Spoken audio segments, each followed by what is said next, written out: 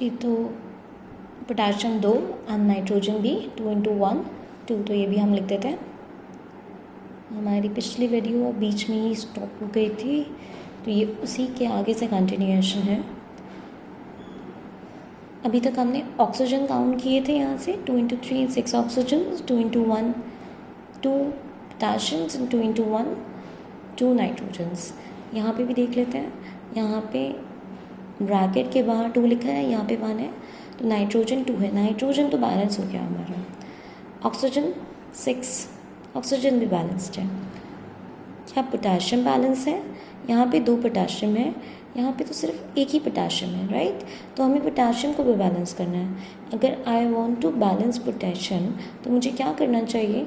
यहाँ पे 1 लिखा है, मैं क्या लिखूँ यहाँ पर कि ये 2 बन जाए? मैं यहाँ पे 2 लिख देती हूँ, क्योंकि मुझे 2 पोटेशियम चाहिए। तो 2 × 1 2 होता है, तो यहाँ पे 2 पोटेशियम हो गया। आयोडीन कितना हो गया? यहाँ पे 1 लिखा हुआ है, ठीक है। तो 2 × 1 2। आयोडीन इधर कितना है? आई के नीचे 2 लिखा है, तो यानी कि 2 आयोडीन। लेड कितना है यहाँ पे लेड? क्या इसके बाहर ब्रैकेट लगा है या लेड के बाहर भी ब्रैकेट लगा हुआ है? लेड के बाहर तो नहीं है ना, तो इसका मतलब लेड तो एक ही है। एक यहाँ पे है और एक यहाँ पर है। क्या आप सारी चीज़ें बैलेंस हैं? आप देख सकते हैं सारी चीज़ें बैलेंस्ड हैं। तो यस, अब ये रिएक्शन संतुलित हो गई है। हम इसको दोबारा फेयर करके लिख देते हैं। 2Ki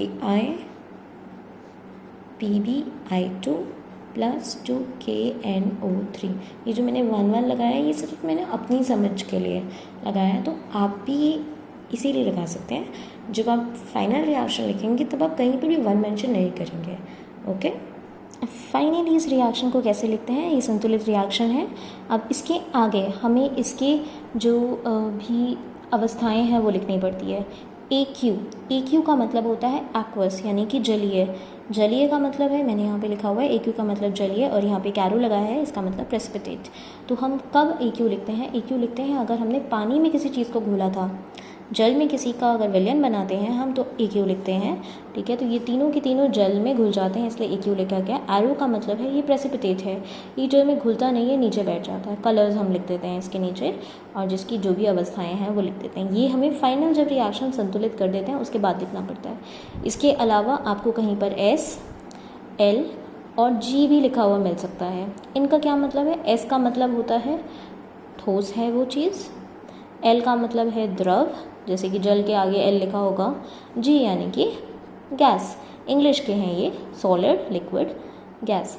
इसके बाद कुछ क्वेश्चंस हैं, वो ये वाले ही हैं, लेकिन मैं आपको उनकी फ़ोटोज़ भेजूँगी, उसके अकॉर्डिंग आपको क्वेश्चंस करने हैं।